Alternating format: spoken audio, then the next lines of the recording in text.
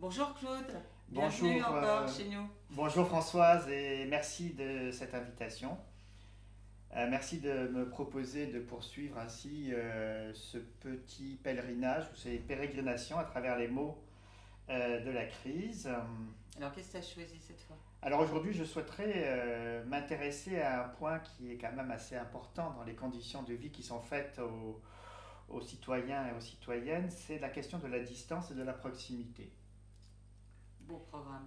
Oui, je voudrais m'arrêter un peu plus longuement sur tout un vocabulaire qui s'est multiplié, dont les usages se sont eux aussi multipliés et qui conjugue, et c'est un paradoxe sur lequel j'aimerais bien m'arrêter, à la fois la question de la distance, de la mise à distance, et la question de la proximité ou du rapprochement. Exemple, travailler à distance.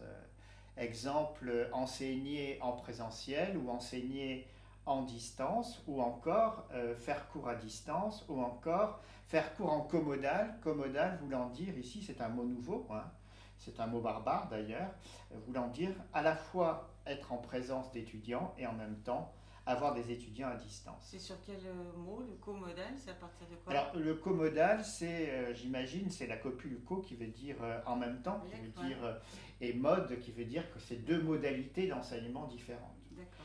Ce qui est important, me semble-t-il, c'est que depuis un an que la crise dure, on constate cette amplification du vocabulaire qui tourne autour de cette signification de la distance et des néologismes qu'on a inventés, présentiel, distanciel, c'est des mots qui n'existaient pas.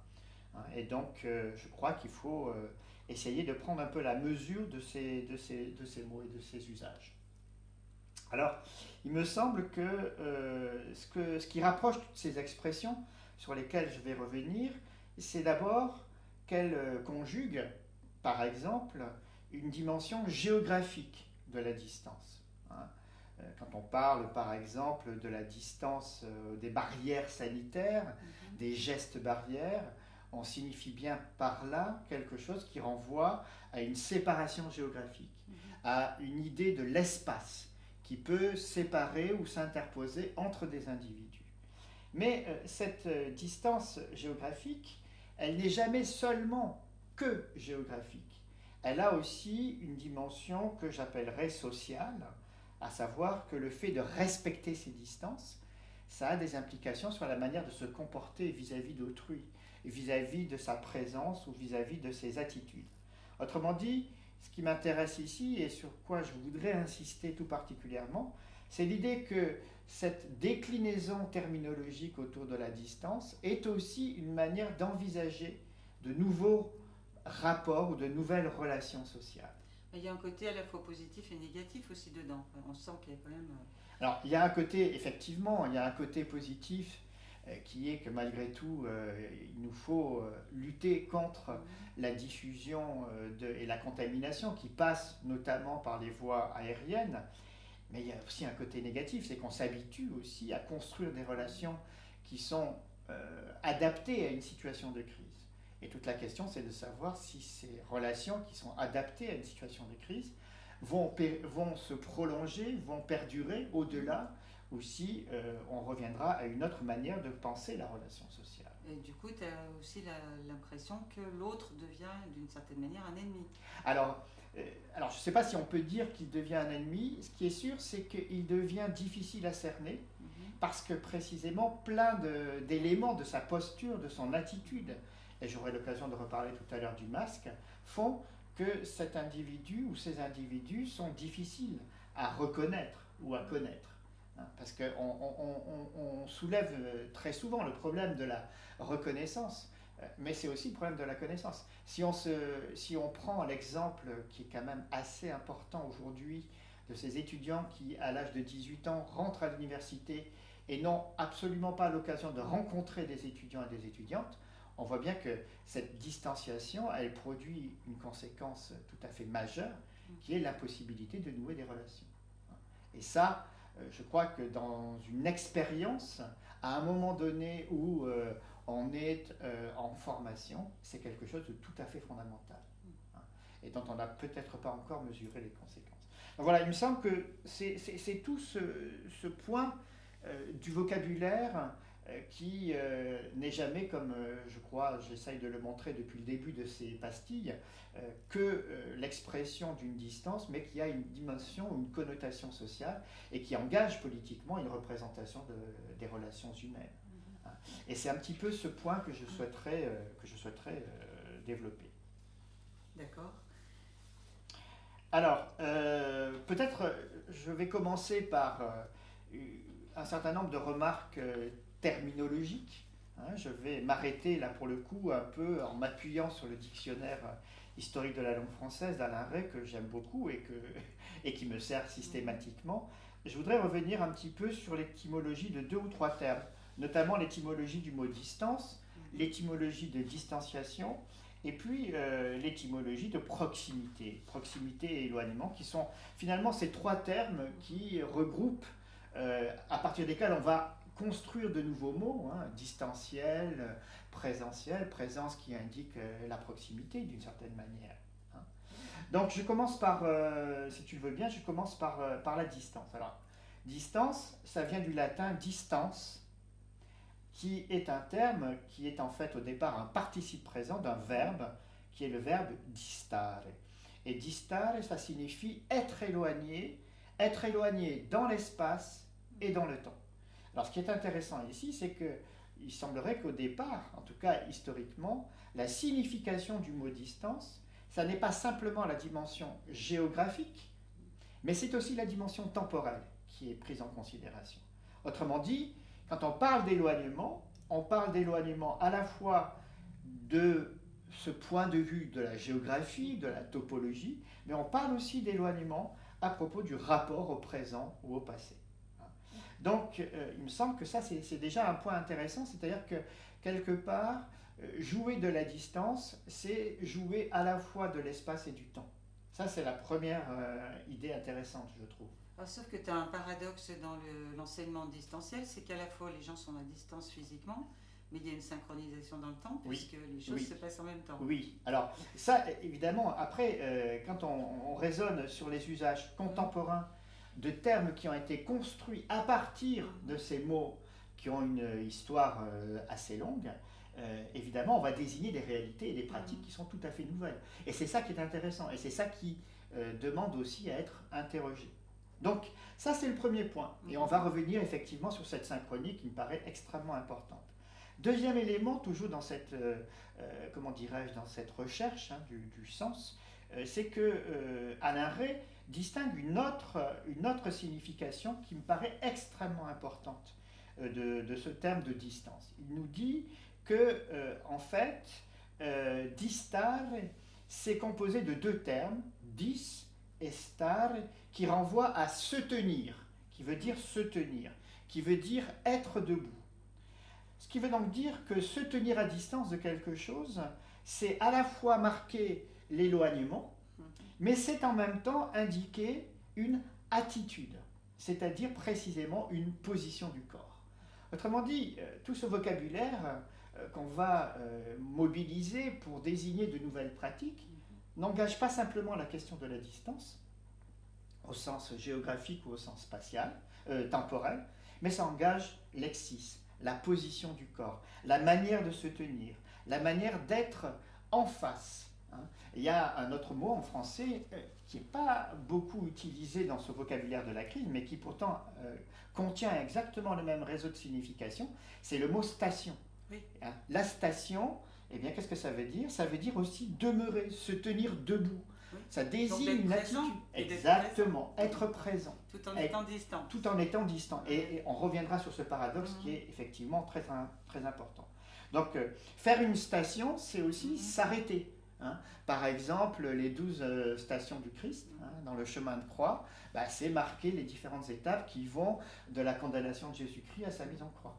Et chaque fois, c'est marqué par une étape où on s'arrête et où on se tient dans une situation et dans une attitude particulière. Donc moi, ce qui m'intéresse ici, et c'est pour ça que ce dictionnaire historique d'Alain Rey est aussi fondamental pour mon problème, c'est qu'on a les 2 significations. La signification qui est la plus évidente et la plus immédiate, qui renvoie à l'espace et au temps, mais une signification également qui renvoie à une disposition du corps. Ce qui veut donc dire que lorsqu'on nous impose de se tenir à distance, de respecter des gestes barrières, c'est bien quelque chose qui rentre dans le corps. Il s'agit de désigner par là quelque chose qui renvoie à une posture, à une attitude, et donc suppose aussi une éducation. D'ailleurs, par exemple, on oublie très régulièrement son masque. Et c'est pas pour rien, parce que ça n'est pas quelque chose de naturel, c'est quelque chose qui se construit. Alors, je voudrais terminer par toujours sur ce terme, par une dernière acception qu'on trouve toujours sous les indications précieuses d'Alain Rey, que l'on trouve depuis 1829, donc c'est une acception qui est assez récente. Être distant, ça marque aussi l'éloignement moral. On dit de quelqu'un qu'il est distant parce que voilà, il ne veut pas être familier, il veut respecter un certain nombre de séparations, il veut éviter la familiarité, il veut se tenir à distance, il veut garder ses distances. On a toute une série d'expressions qui conjuguent la distance, mais qui le conjuguent sur un plan moral, beaucoup plus que sur un plan géographique. Alors voilà, au terme de cette première enquête, on voit bien que le mot distance contient toute une série de registres de signification qu'on n'a pas forcément en tête lorsqu'on mobilise ce vocabulaire, mais qui existent. Une signification géographique, une signification historique, une signification morale et une application, je dirais, dispositionnelle qui renvoie au corps. Et ça, je crois que c'est quand même extrêmement important. Alors j'en viens maintenant à ce... Oui, pardon. Non, j'allais te brancher sur l'autre terme. D'accord. Alors, l'autre terme de distanciation. Alors, on imagine que ce terme, il est très proche de ce terme de la distance. Alors, si je l'ai choisi, c'est d'abord parce qu'on l'utilise. Respecter les gestes de distanciation, c'est un terme maintenant qui est très, très usité et qui est même mobilisé dans les publicités du ministère de la Santé et de la Solidarité, quand on y réfléchit un petit peu. Et donc finalement, c'est l'action de se mettre à distance. Donc il y a quelque chose ici qui m'intéresse et qui est toujours en relation avec la manière de se comporter, d'avoir une attitude. Alors, le dictionnaire étymologique, ou le dictionnaire historique, pardon, indique une autre signification beaucoup plus récente du mot distanciation, qui renvoie au théâtre, au vocabulaire du théâtre. Et là, qui est pour le coup extrêmement intéressante, puisque c'est quelque chose qui viendrait du théâtre allemand de Bertolt Brecht, et qui signifierait la recherche d'un jeu de l'acteur qui tente à la fois de jouer son rôle et de se mettre à distance de ce rôle. Ce qui implique toute une technique de jeu très particulière, de port de la voix, de manière de porter le corps, de se comporter en face des spectateurs, comme si finalement l'acteur parvenait et devait parvenir à la fois à jouer son rôle et à être lui-même à distance de son rôle. Et c'est cette espèce de tension entre l'identification et la distance qui me paraît ici extrêmement intéressant et qui sans doute a quelque chose à voir avec les usages très contemporains que nous avons de ce vocabulaire. Donc je dirais ici que dans distanciation, il y a quelque chose... Alors évidemment, j'imagine que lorsqu'on utilise ce terme, on n'est pas tous à penser à l'histoire du théâtre et des techniques du jeu de l'acteur qui se met à distance de son propre rôle, mais il me semble qu'il y a là quelque chose d'intéressant à explorer du point de vue de la signification sociale contemporaine, actuelle de ce champ lexical. Voilà, donc on a ici, avec ces deux termes de distance et de distanciation, tout un panel de significations qu'on va retrouver d'une manière ou d'une autre dans le vocabulaire de la crise.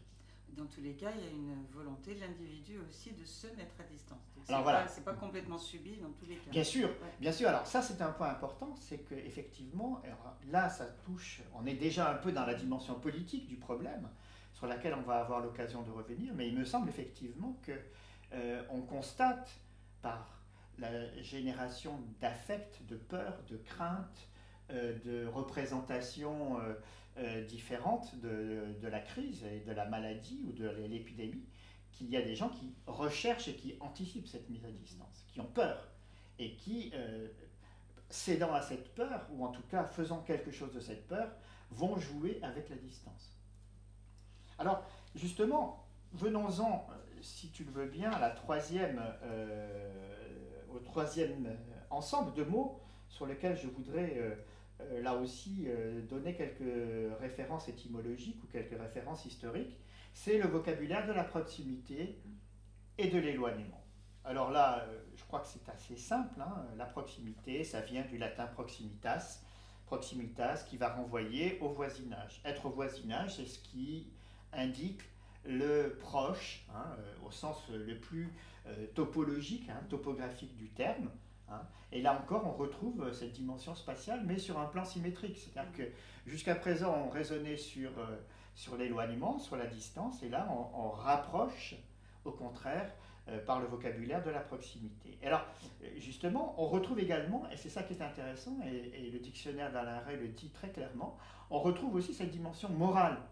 C'est-à-dire que quand on parle d'affinité, hein, les fameuses affinités électives, c'est aussi, quelque part, une manière de désigner des proximités en termes de caractère, en termes de personnalité, et qui fait que eh bien, ce qui est proche, ce qui est complice, enfin, il y a tout un vocabulaire qui peut tourner autour de cette manière de désigner la complicité, la proximité, la connivence, etc. etc.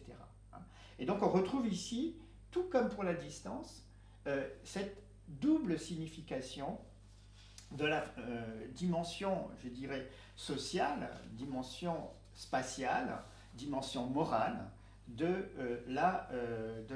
vocabulaire. Voilà, donc il me semble qu'avec ces expressions, on a ici l'indication d'une tension sur laquelle je voudrais après pouvoir un petit peu me consacrer, d'une tension que j'appelle paradoxe entre la recherche de la distance et la recherche de la proximité. Et qui nous fait basculer sur un aspect plus politique. Voilà, et qui va nous faire basculer sur un aspect plus politique que nous pourrons aborder dans un second temps. Eh bien, merci Claude, à la prochaine. Merci.